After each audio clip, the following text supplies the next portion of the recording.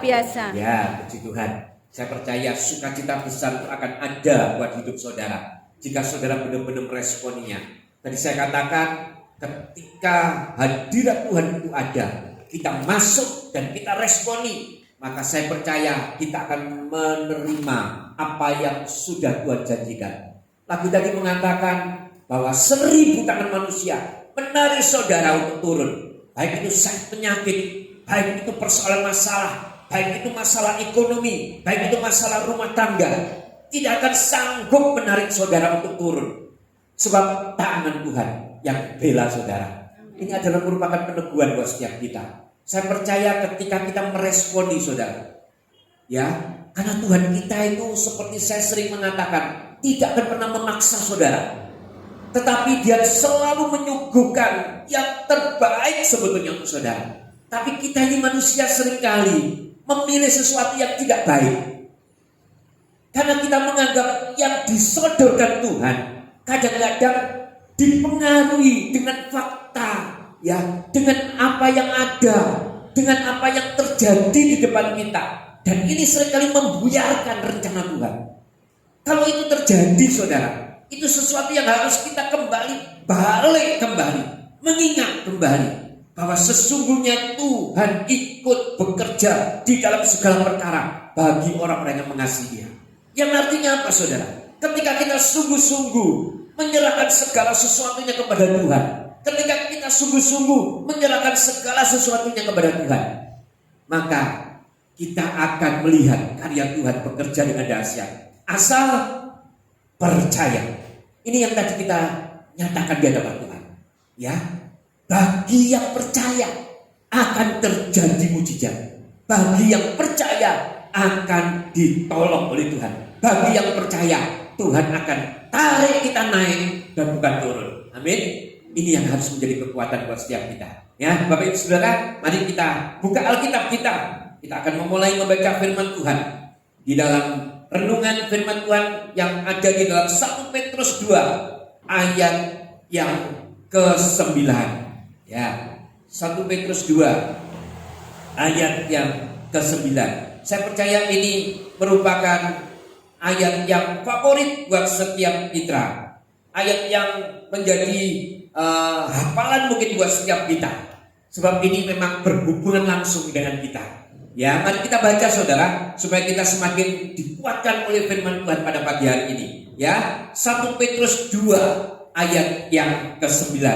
Tetapi kamulah bangsa yang terpilih, imamat yang rajani, bangsa yang kudus, umat kepunyaan Allah sendiri, supaya kamu memberitakan perbuatan-perbuatan yang besar dari Yesus yang telah memanggil kamu keluar dari kegelapan kepada terangnya yang ajaib. Katakan amin saudara. Amin. Ini firman Tuhan saudara yang ditulis ya dan dinyatakan kepada setiap kita. Nah, tahukah saudara bahwa salah satu pernyataan tema utama yang paling mengherankan dan spektakuler kalau saya katakan adalah yang terdapat atau tertulis di Alkitab yang sangat luar biasa adalah mengenai dikatakan suatu bangsa yang terpilih, suatu bangsa yang memang dipanggil dan dipilih oleh Tuhan. Ini pernyataan yang luar biasa yang dinyatakan melalui kebenaran firman Tuhan. Bangsa yang spesial, saya katakan sangat istimewa dan khusus. Nah, ini pernyataan yang ditulis di Alkitab saudara. Haleluya. Nah, sangat istimewa saudara. Kenapa kok sampai seperti itu? Ya, kok ada satu umat atau satu sekumpulan orang yang spesial, yang istimewa, yang dipilih oleh Tuhan. Dan ini dikatakan di dalam firman Tuhan. Kenapa itu bisa terjadi? Ternyata kalau kita lihat saudara, sebab yang umat yang dipilih inilah, umat pilihan inilah yang akan mendampingi Yesus Kristus di masa keabadian. atau kekekalan. Umat pilihan inilah yang menjadi pendamping daripada Tuhan Yesus di kekekalan. Umat ini yang dipanggil dan yang dipilih akan menjadi pengantin daripada anak domba surgawi. Umat yang dipilih dan dipanggil inilah yang akan menjadi pengantin daripada anak Allah yang berkuasa. Oleh sebab itu, umat ini menjadi pusat perhatian dan tumpuan kasih daripada Tuhan kita. Sebab ini adalah umat pilihan, saudara. Ya, ini adalah umat yang memang disendirikan, dipilih. Dan saya mau katakan kepada saudara, umat pilihan itu adalah saudara dan saya. Oh, ada amin, saudara. Amin. Saudara dan saya, ini adalah umat pilihan. Seperti tadi saya katakan, satu pernyataan yang spektakuler daripada Alkitab, daripada firman Tuhan, daripada Tuhan sendiri, yang menyatakan bahwa sesungguhnya kita ini adalah umat pilihan. Oh, dahsyat, saudara. Dahsyat, sungguh dahsyat. Kalau saudara bisa menyadari ini, sungguh sangat dahsyat. Karena umat pilihan inilah yang akan mendampingi Tuhan Yesus, ya, di pesta perjamuan perkawinan anak domba Allah. Oleh sebab itu, berbicara tentang pengantin di Alkitab juga berbicara tentang kedatangan Tuhan Yesus yang kedua. Kan begitu, saudara? Ketika kita berbicara tentang pengantin, berarti kita berbicara tentang kedatangan Tuhan Yesus yang kedua. Dan saya mau katakan, sesungguhnya juga merupakan bagian dari suatu kisah cinta yang luar biasa antara Yesus dan kita. Ada satu bagian cinta, kasih cinta yang luar biasa, ya, yang terjadi di dunia ini sampai nanti di kekekalan. Makanya harus disisihkan, dipilih, dipanggil, dipilih, dijadikan umat yang dikhususkan, ya. Dan saya mau katakan kepada saudara, ada terjadi satu hubungan antara pengantin dengan umat yang dikhususkan ini. Ada satu cinta yang terus berlangsung, mulai dari dunia ini sampai kepada kekekalan. Nah, saya mau katakan kepada saudara, ada tujuan sebetulnya Tuhan mau, kok kenapa sampai melakukan ini? Ada dua tujuan besar dari Tuhan, sehingga kita kembali mengingat, saudara. Ya, yang pertama, saya mau baca di dalam Keluaran 19 ayat yang ketiga sampai keempat. Kita akan baca, saudara, ya. Keluaran 19 ayat yang ketiga dulu kita lihat. Lalu naiklah Musa menghadap Allah, dan Tuhan berseru dari gunung itu kepadanya, beginilah kau katakan kepada keturunan Yakub, dan kau beritakan kepada orang Israel. Lihat, saudara, perhatikan ayat keempat. Kamu sendiri telah melihat apa yang kulakukan. Yang artinya apa? Engkau sendiri telah melihat apa yang Tuhan lakukan, apa yang Allah lakukan, apa yang Yahweh lakukan, ya, kepada orang Mesir, dan bagaimana Tuhan telah mendukung kamu di atas sayap Raja Wali dan membawa kamu kepada Tuhan. Ini lihat, saudara, ini satu pernyataan yang luar biasa. Jadi yang tujuan pertama, dari semula Tuhan mempunyai rencana untuk apa? Pertama kali kalau kita lihat, membawa saudara untuk naik ke atas sayap Raja Wali. Yang artinya apa, saudara? Yang artinya Tuhan dari semula mempunyai rencana untuk menebus atau menyelamatkan setiap saudara dan saya. Ini yang pertama, membeli kembali, seperti yang diingatkan oleh Musa di dalam kitab Keluaran kepada bangsa Israel. Ya, kamu sendiri telah melihat apa yang Tuhan lakukan kepada orang Mesir, yang artinya Tuhan sudah membayar, ya, membayar dengan lunas. Yang artinya setiap kita saat ini ketika menjadi umat pilihan adalah orang-orang yang memang sudah ditebus, sudah dibeli kembali dan dijadikan sebuah umat dijadikan sebuah umat, ya. Ini yang pertama. Dan yang kedua, saudara, tujuan yang kedua adalah menjadikan sebuah umat untuk dijadikan miliknya. Nah, ini yang luar biasa, saudara. Jadi setelah saudara ditebus, setelah saudara dipanggil dan saudara meresponi, saudara ditebus, maka saudara dijadikan sebuah umat miliknya secara pribadi.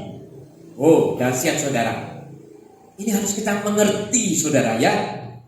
Kita lihat di dalam Keluaran 19 ayat kelima. Nah, ini pernyataannya, saudara, ya. Jadi sekarang, jika kamu sungguh-sungguh mendengarkan firman-Ku dan berpegang pada perjanjian-Ku, maka kamu akan menjadi apa, saudara? Harta kesayangan-Ku sendiri dari antara segala bangsa. Sebab apa, saudara? Akulah yang empunya seluruh bumi. Oh, berdasarkan Tuhan dinyatakan. Jadi ini merupakan kekuatan buat setiap kita. Tahukah saudara, kalau saudara ini adalah bangsa-bangsa pilihan, umat yang memang menjadi kepunyaan Allah sendiri, tidak bisa ditebus oleh apapun, ya.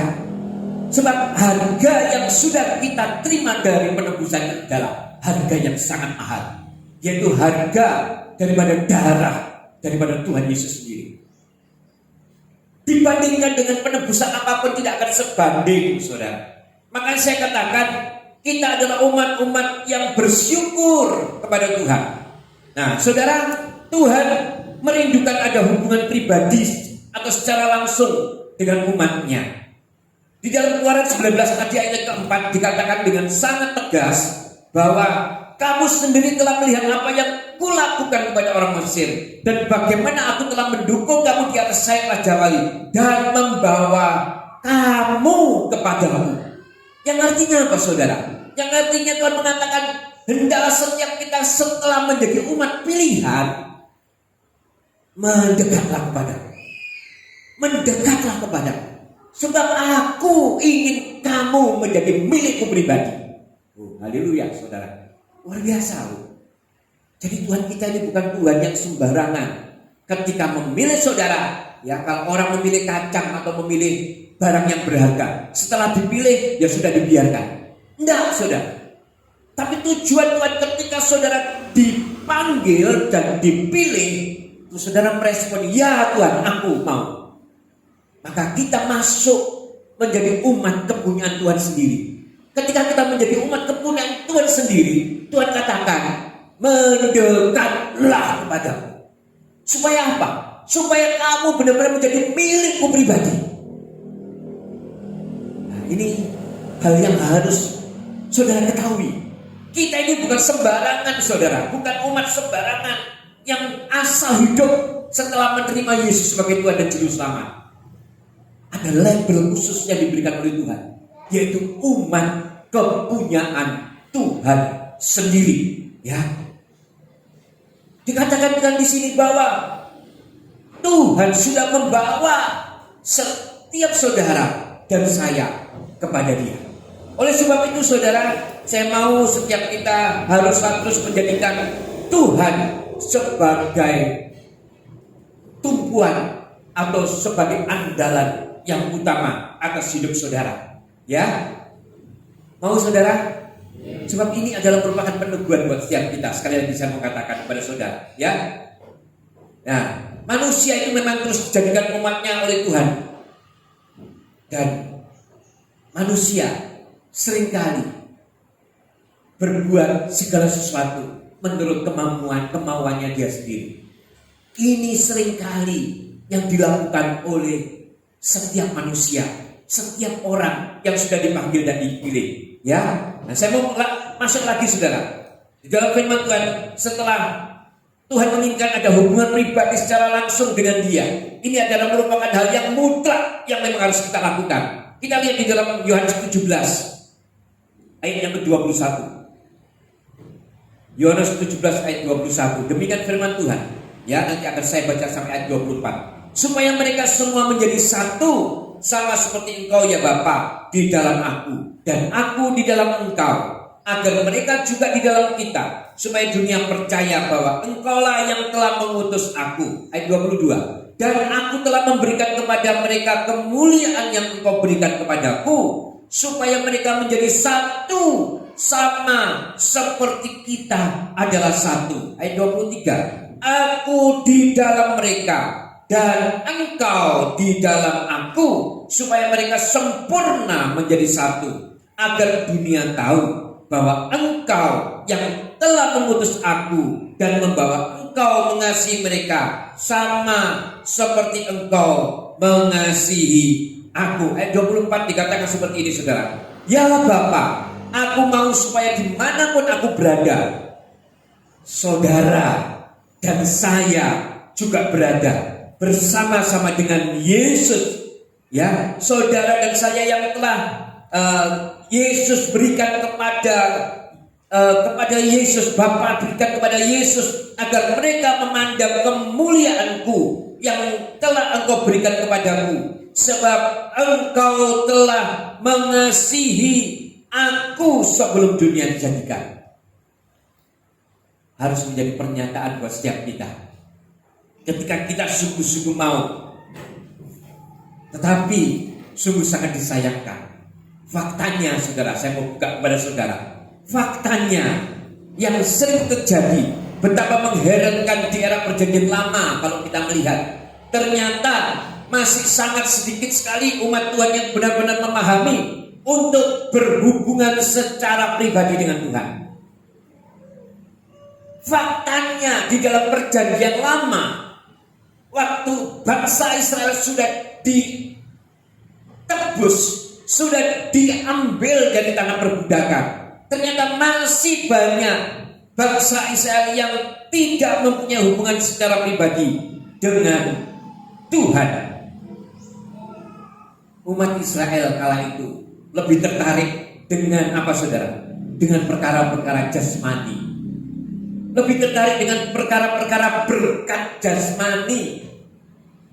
Lebih tertarik dengan segala sesuatu yang fana, saudara, dan yang nyata yang ada di dalam kehidupan mereka. Ya, mereka lebih fokus kepada tanah perjanjian yang Tuhan tawarkan. Nah, saudara, bagaimana saudara dan saya?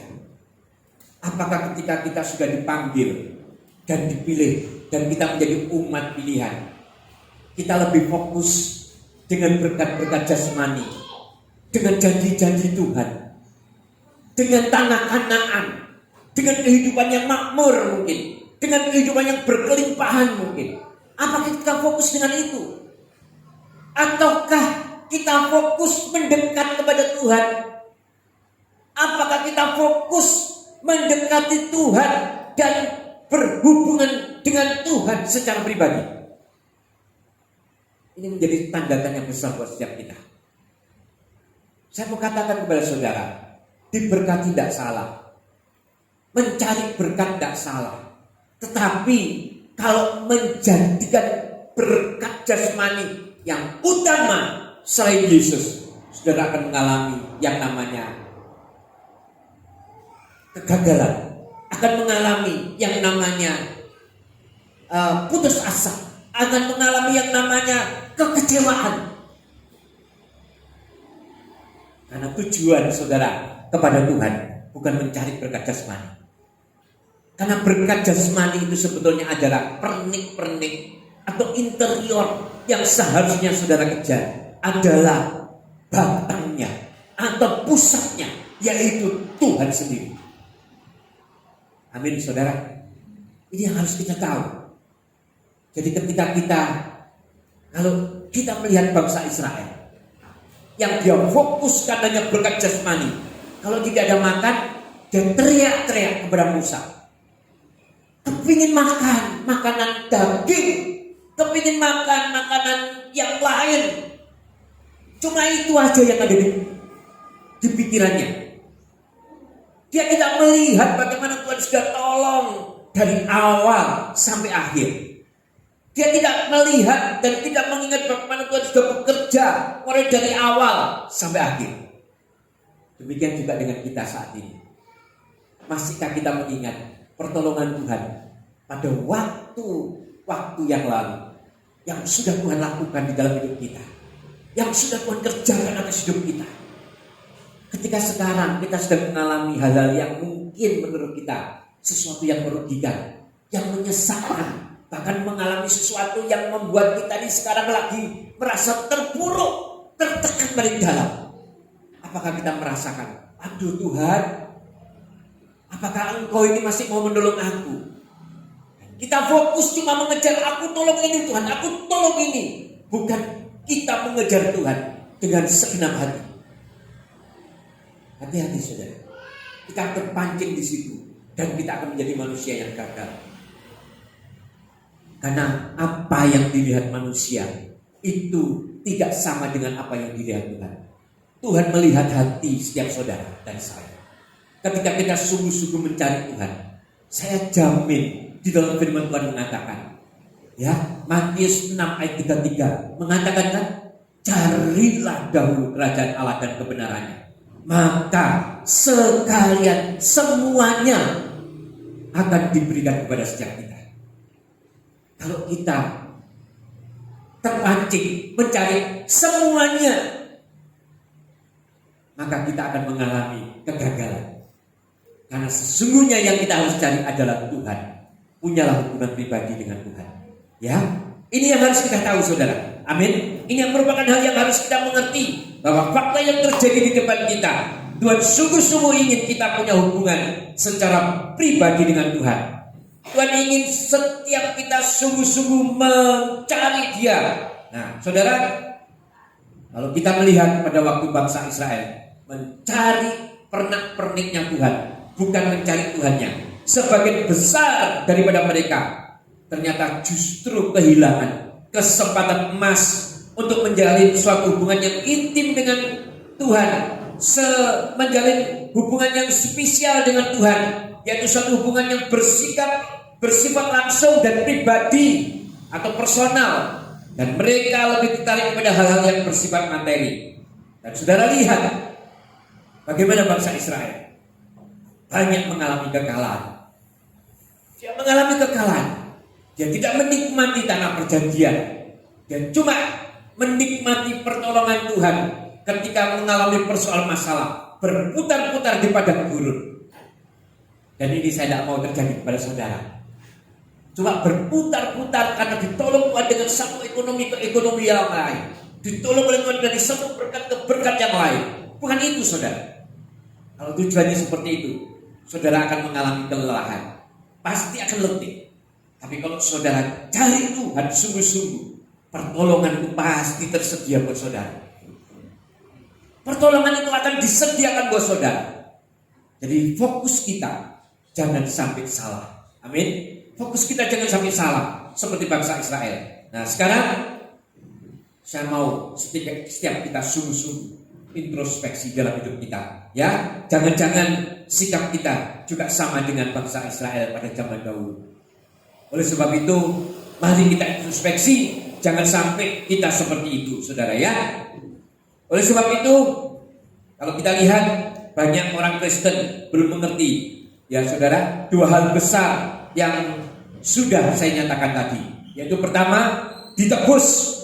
Nah, untuk apa? Bahkan mungkin lebih parah lagi, sudah Kristen, sudah percaya Yesus, tetapi hidupnya masih hidup di dalam manusia lama.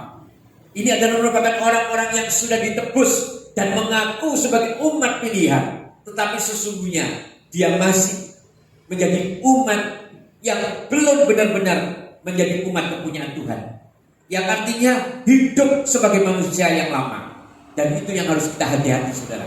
Ketika kita sungguh-sungguh meresponi, kita akan menjadi manusia yang baru, manusia yang lama kita tinggalkan, manusia yang penuh dengan kemarahan, manusia yang penuh dengan trik tipu muslihat, manusia yang hidup di dalam kecemaran, manusia yang hidup di dalam penuh dengan dosa, masalah, apapun yang sudah kita lakukan, kita tinggalkan semuanya dan menjadi manusia yang baru, Dan yang kedua tadi, setelah ditebus, ya, manusia itu harus mengerti bahwa dia dijadikan umat kepunyaan Tuhan secara pribadi.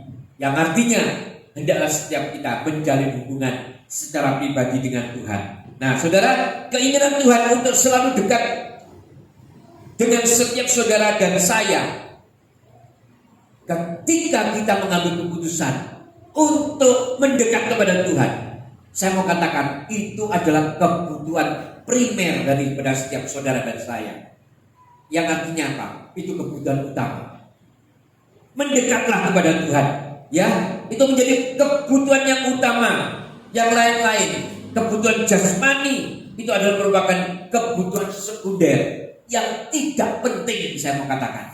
Bukan berarti saya mau mengendulkan kebutuhan saudara, bukan berarti saya mau mengendulkan persoalan saudara, bukan berarti saya mau mengendulkan apa yang sedang terjadi pergumulan saudara. Tetapi sesungguhnya yang harus saudara perhatikan sungguh-sungguh adalah kebutuhan primer, yaitu apa?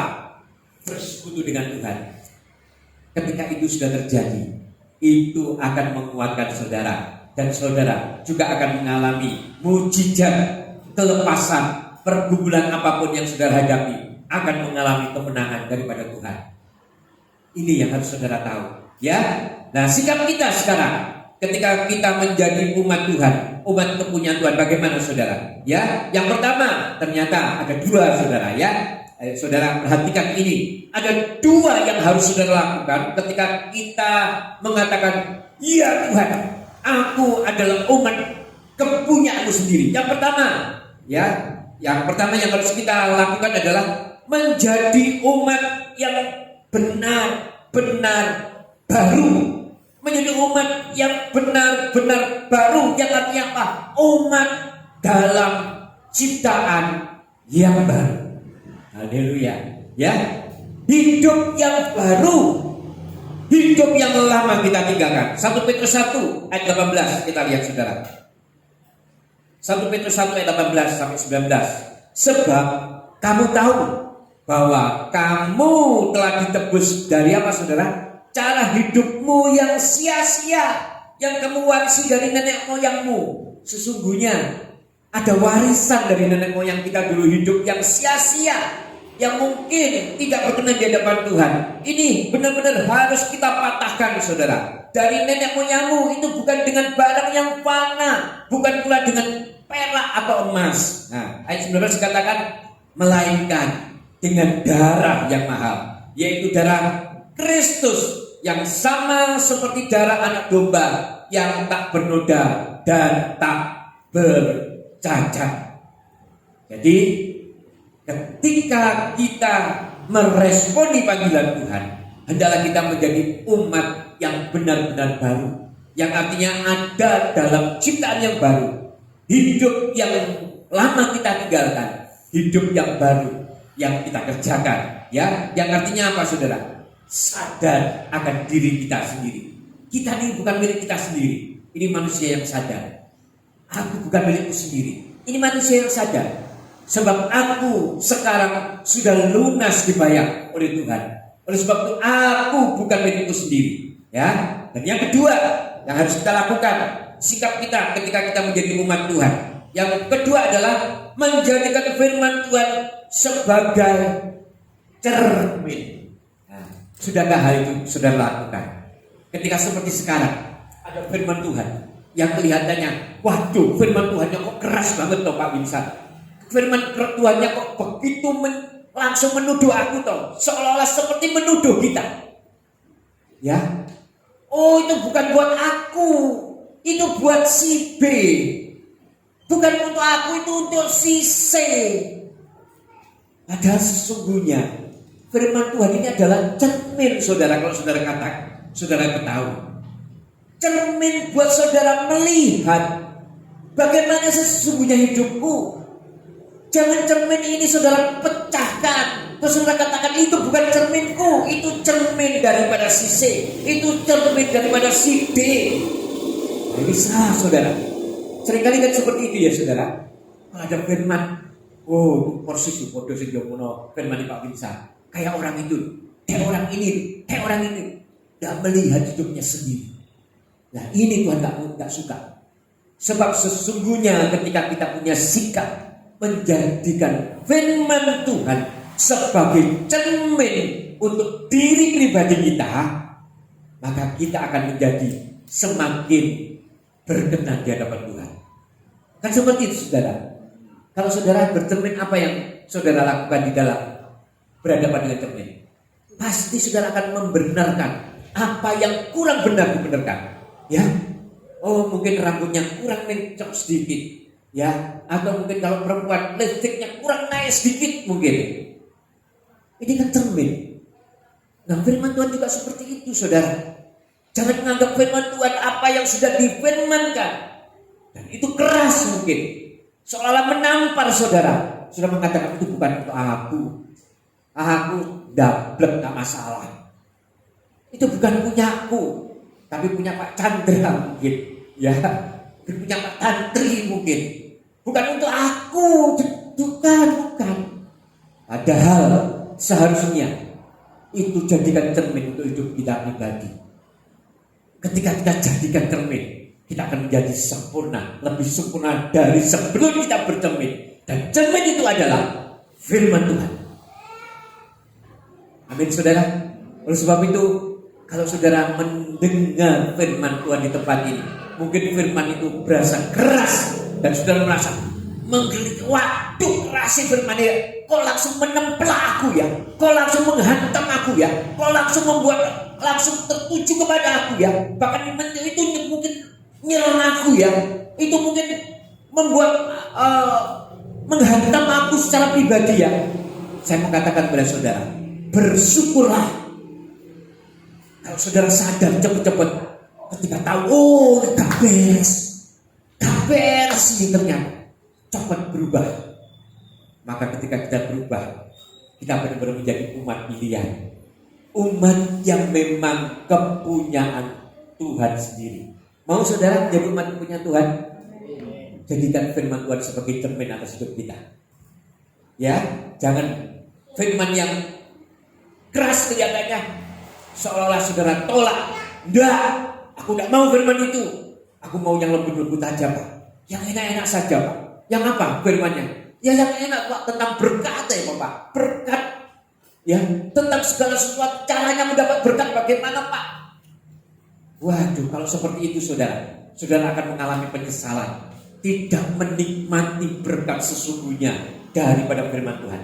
Makanya firman ini kadangkala berupa pedang yang harus menusuk saudara dari daging saudara sampai ke tulang sumsum saudara. Ketika itu terjadi, bersyukurlah saudara. Saudara merasakan, oh terima kasih Tuhan, Engkau benarkan aku melalui kebenaran firman-Mu. Bukan seperti bangsa Israel yang menolak dengan tegas. Enggak mau. Pokoknya aku mau berkat hari ini.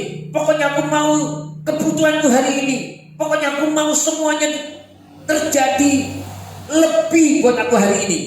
Wah, kalau kita punya prinsip seperti itu, berarti kita bukan umat pilihan yang dikhususkan oleh Tuhan untuk menerima berkat yang lebih besar. Saya katakan kepada saudara, berkat itu akan tercurah dalam hidup saudara jika saudara benar-benar mempunyai sumber berkat yang sesungguhnya. Saudara cuma mengambil ranting-rantingnya saja. Kadang saudara bisa dapat, kadang saudara bisa dapat, saudara punyai, tapi sesungguhnya saya mau katakan itu cuma ranting-rantingnya. Tapi yang terutama, dekatlah pohonnya. Nah, ketika itu saudara lakukan, saya percaya kita akan menjadi umat yang benar-benar menjadi kepunyaan Tuhan sendiri. Ya, kita lihat di dalam Yakobus 1 ayat yang ke-23 sampai ke-24. Ya, saudara, kita lihat di dalam Yakobus 1. Haleluya. Sebab jika seorang hanya mendengar firman saja dan tidak melakukannya, ia adalah seorang yang sedang mengamat-amati mukanya yang sebenarnya di depan cermin. Nah, saudara lihat, orang yang menjadikan firman Tuhan cuma sebagai cermin dan menganggap itu bukan punyaku, itu ibaratnya cuma kita ini mengamat-ngamati. Nah, apa yang ada saudara? Kalau saudara bercermin, apalagi pagi-pagi mau ke gereja, ya, masih baru bangun pagi ngantuk-ngantuk, terus ada cermin, masa cuma mengamat-ngamati aja? Ada yang nggak bener, dia amati toh. Kalau seperti itu, firman Tuhan mengatakan kepada saudara, ya, ternyata kita ini cuma orang-orang yang cuma mengamat-ngamati. Dan dikatakannya 24, baru saja ia memandang dirinya, ia sudah pergi atau ia segera lupa bagaimana rupanya. Nah, saya nggak mau ini terjadi buat setiap kita. Ya, saudara, dalam firman Tuhan tadi mengingatkan buat setiap kita bahwa sesungguhnya firman Tuhan ini harus menjadikan cermin buat setiap kita untuk kita benahi apa yang kurang bagus di dalam hidup kita, menjadi orang-orang yang benar-benar sempurna, menjadi umat kepunyaan Tuhan sendiri. Nah, kesimpulannya saudara, ya, kesimpulannya, setiap orang yang meresponi panggilan Tuhan, orang tersebut adalah umat kepunyaan Tuhan sendiri. Ya, ini kesimpulannya saudara. Nah, yang diinginkan Tuhan ada dua. Yang pertama, dia sudah menebus saudara. Dan yang kedua, dia sudah menjadikan saudara kepunyaan Tuhan secara pribadi. Nah, yang harus kita lakukan apa?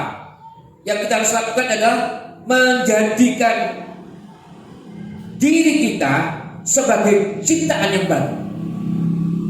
Dan yang kedua, menjadikan firman Tuhan sebagai yang utama, cermin kita yang harus kita lakukan dan menjadi yang utama dari segala sesuatu yang kita perlukan.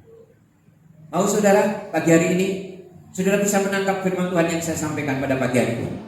Saya percaya firman ini, kalau saudara responi, saudara akan semakin mengerti dan diberkati oleh Tuhan.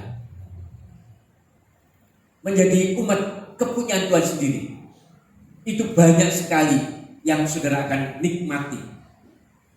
Tadi di awal saya jujur ngomong kepada saudara, saya tidak ada janjian dengan istri saya.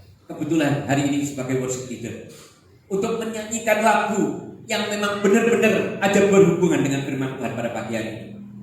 Ini merupakan sesuatu yang memang Tuhan taruh buat setiap kita, saudara, supaya kita mengerti apapun yang dilakukan oleh orang, apapun yang dikerjakan oleh manusia, tidak akan bisa dia lakukan apa-apa. Sebab ketika saudara andalkan Tuhan, tangan Tuhan lebih kuat dari setiap apapun yang manusia kerjakan atas hidup kita. Seringkali kita mendengar 1000 pintu ditutup, tetapi satu pintu terbuka, yaitu pintu yang disediakan oleh Tuhan. Pintu ini adalah pintu mujizat buat setiap kita. Oleh sebab itu janganlah pernah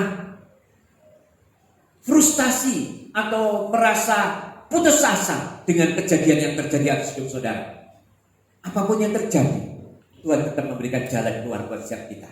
Asal kita benar-benar percaya, asal kita benar-benar bergantung kepada Tuhan, dan bukan dengan orang, dan bukan dengan manusia, dan bukan dengan diri sendiri, dan bukan dengan harta atau kekayaan kita, tetapi kita bergantung penuh dengan Tuhan yang sesungguhnya mempunyai kita, karena kita adalah umat kepunyaan Tuhan sendiri. Amin saudara. Puji nama Tuhan. Tutup Alkitab saudara, saya akan pemain musik untuk maju ke depan. Haleluya.